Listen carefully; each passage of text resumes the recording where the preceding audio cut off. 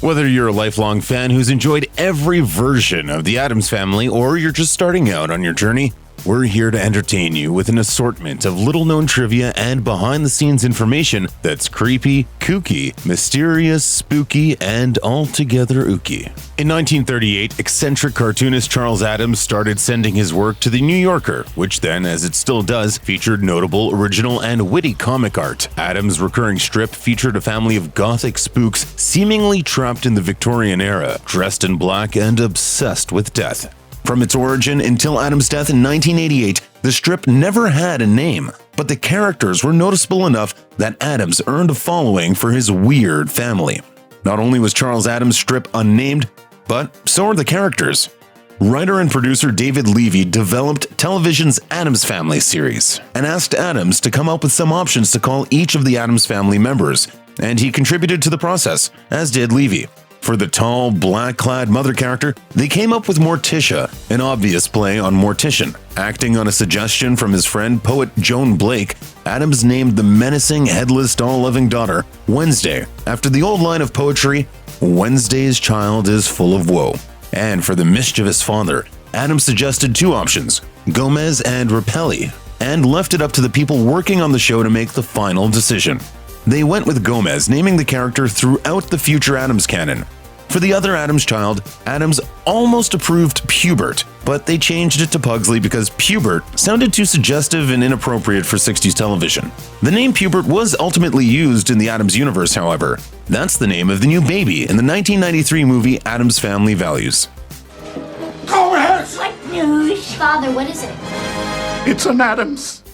The 1960s Addams Family TV show was one of the most memorable and unique sets in television history, with priceless and macabre artifacts from around the world lining the walls, and monster plants, living bearskin rugs, and other spooky things filling in the gaps.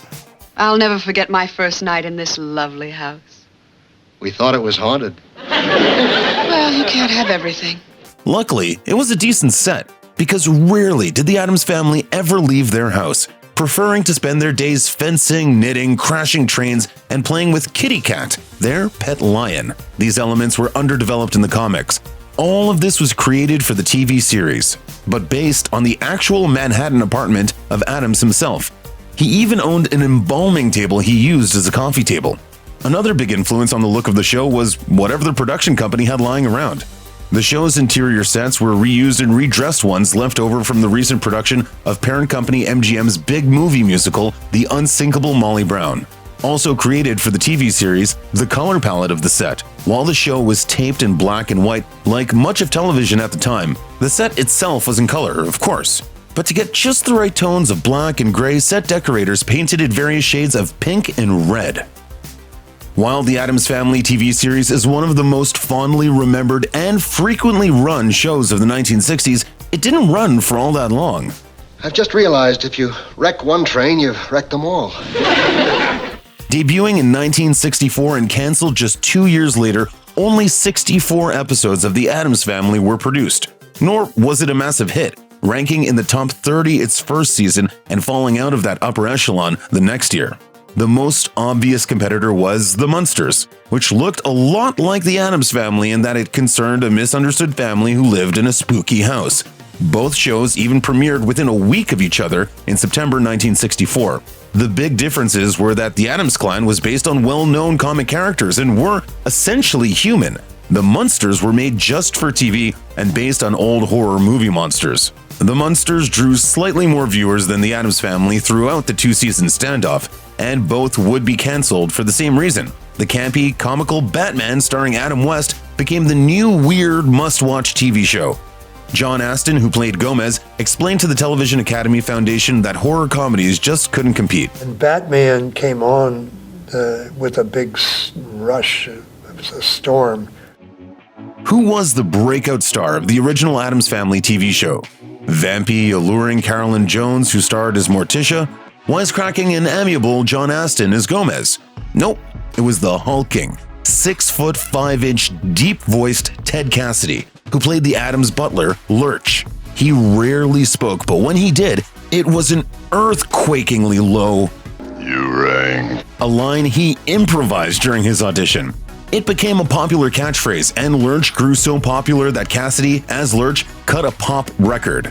The Lurch was a minor hit, as was its accompanying dance craze in 1965. Cassidy even performed the song on the teen music TV series Shindig. But that's not all Cassidy contributed. Thing, the Addams' pet disembodied hand who lived in a box, was also played by Cassidy, or at least by his hand and occasionally arm. Despite the TV series leaving the air after 2 years, the Addams brood has never been away from the small screen for long. There have been numerous revival attempts. There was a Saturday morning cartoon version that debuted in 1973, the 1977 TV movie reunion Halloween with the New Addams Family, a 1992 reboot of the animated series in the wake of the success of the Addams Family film, 1998's The New Addams Family, and Addams Family Reunion, another TV movie released the same year. There was even a variety show version. A pilot for the Addams Family Funhouse was made in 1973, but it didn't get picked up to a series. There were so many movies in the 90s based on old TV shows: The Flintstones, Maverick, The Beverly Hillbillies, and lots more. But the trend was started by the 1991 big screen version of The Addams Family. It's a miserable night. I know, darling. Seance weather. 20th Century Fox executive Scott Rudin got the idea from, of all places, a little kid who sang the Snap Happy theme song from the Addams Family series during a car ride. The kid started singing the song and then everyone joined in. The next day, Rudin proposed to his fellow executives the idea of an Addams Family movie. According to the New York Times, that was in 1986, and Rudin had to seek out the approval of Charles Addams, the man who created the Addams universe.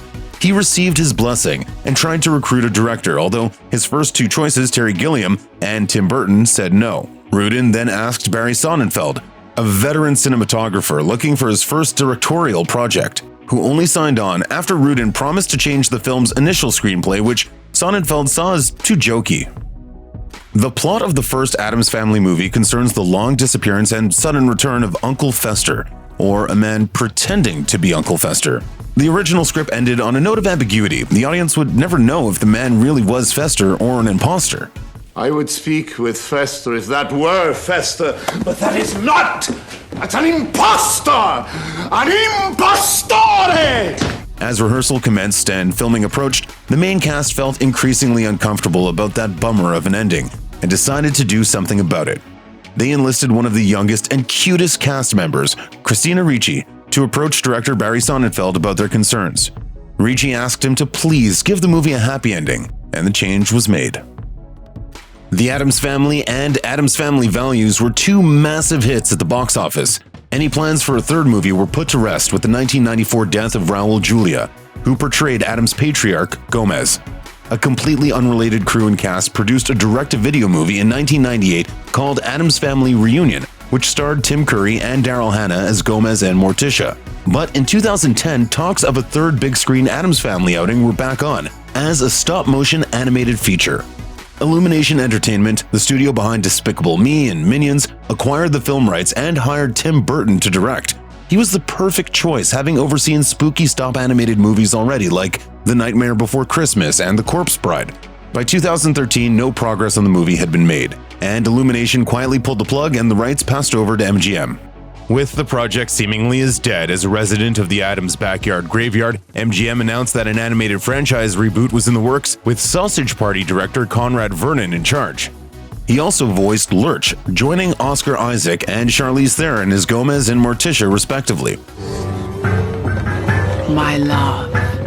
Cara mia. The computer-animated Addams Family earned more than $200 million at the box office, making it the highest-grossing entry in the franchise. A sequel is scheduled to hit theaters in late 2021.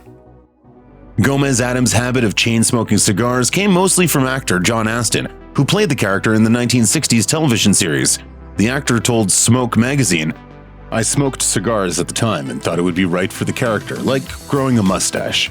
From that character trait came a quirk, wherein Gomez could be frequently seen lighting up a new cigar, as if the absent-minded goofball kept misplacing the one he had already half-smoked. This was all in the name of continuity and appearances," Astin explained. "We never wanted Gomez to use a short cigar. It wasn't elegant. If we got to take 2, 3, 4 and the cigar ash was getting too long, I would have to light up another cigar. So, What would Astin do with those lit cigars? They went into a suit pocket, which costumers had lined with toxic but flame-killing asbestos. Fortunately for producers, Astin could waste all the cigars he wanted to because Dutch Masters Cigars sponsored and supplied the show. Songwriter Vic Mizzy specialized in music for television, and he composed many TV theme songs, including two of the all-time most memorable, the ones for Green Acres and The Addams Family. Now here's my idea. Ba-ba-ba-bum. Ba-ba-ba-bum. Ba-ba-ba-bum. Da-da-da-dum. Ba-ba-ba-bum. The latter, with its lightly menacing organ riff and fun finger snaps, debuted with the 1964 television sitcom iteration of The Addams Family, and the song or its motifs were used in most every subsequent Addams project, as it became so associated with the franchise. The lyrics of the theme, like a lot of musical intros to high-concept 60s sitcoms, thoroughly explains the show, particularly how the Addams are creepy, kooky, mysterious, and spooky, which Mizzy said he understood because he'd been around for the show's development. I went with David Levy to pick out the props for the set. So I already knew what it was, the creepy and the kooky. When Mizzy played the melody and did the finger snaps, which he says just came to him, it delighted Levy and network executives. The composer had such a handle on how the song should represent the show that the director hired to shoot the opening sequence let Mizzy take over. He directed the actors' finger snaps and gave one direction to actors John Astin and Carolyn Jones: be lackadaisical. The 1991 movie The Addams Family pulled from the Charles Addams old New Yorker cartoons as well as the 1964-66 TV series. For example, it had a gothic look and macabre feel like the comics and incorporated the famous theme song and characters introduced on the television series. The latter was a big problem for Addams Family TV show rights holder David Levy. 2 months after the film began its successful theatrical run, Levy sued Paramount Studios and Orion Productions for $50 million, according to the Orlando Sentinel.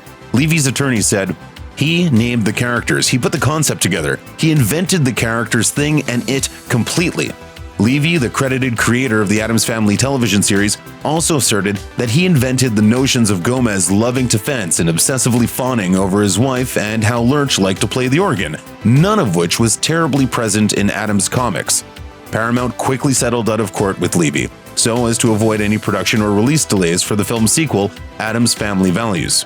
Check out one of our newest videos right here, plus even more Looper videos about your favorite stuff are coming soon. Subscribe to our YouTube channel and hit the bell so you don't miss a single one.